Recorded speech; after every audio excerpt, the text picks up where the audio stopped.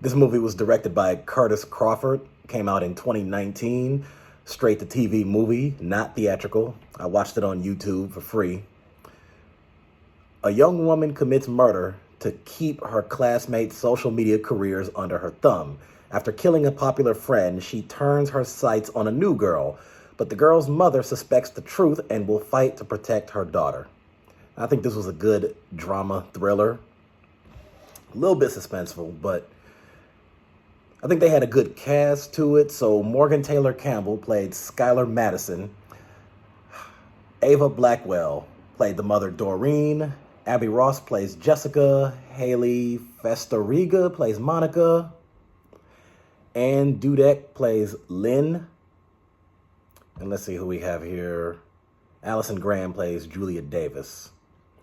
Now, if you're into, so this one is not necessarily a horror, or I would even say, you can almost argue it's kind of a little bit of a crime thriller, but not like the ones that I normally talk about. I mean, obviously this isn't like heavy action, a lot of gunplay, nothing like that. This is just a typical standard drama slash thriller type film, kind of revolves around social media.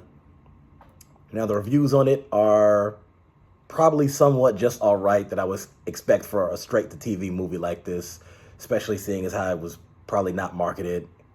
And as I said, that's kind of the disadvantage with a lot of movies that are especially not in theaters. Internet Movie Database gave it a 44%. Letterboxd gave it a 54%. Now, I was looking at some of the reviews on Amazon. I think this one right here kind of helps sums it up. There might be some spoilers to it. This is another Lifetime movie that warns of the dangers of social media combined with the channel's usual wild melodrama and some mean girl vibes that help round out the presentation. The narrative is over the top and the social media moralizing is over the top, though our voice of reason is stronger than usual, promoting moderation rather than pure dismissal. I had fun with Deadly Influencer as it has all the earmarks I look for, from the crazed melodrama to a manic psycho to over-the-top performances, as well as a plot rife with humorous oversights and a brisk pace that keeps you reeled in. I don't think I'd rank it with my all-time favorite movies, but it's a capable thriller that plays to the strengths in the genre, and it knows what Lifetime fans want and piles on those elements. If you're after a grounded, believable thriller, then of course you likely won't connect with this as much, since it's less logic-driven and more fueled by melodrama. I mean, this movie can be so over the top at times that you can't help but laugh, which isn't a complaint since it always entertains, and that is what matters. So if you appreciate the wilder side of these type of thrillers, this is one you won't want to miss. Visit my site for a full review. That person gave it a 100%.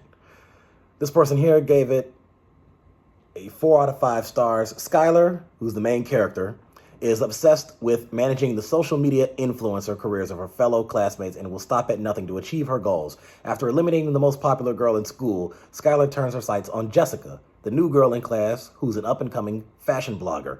But Jessica's mother suspects that Skylar's dangerous and must do all she can to protect her daughter.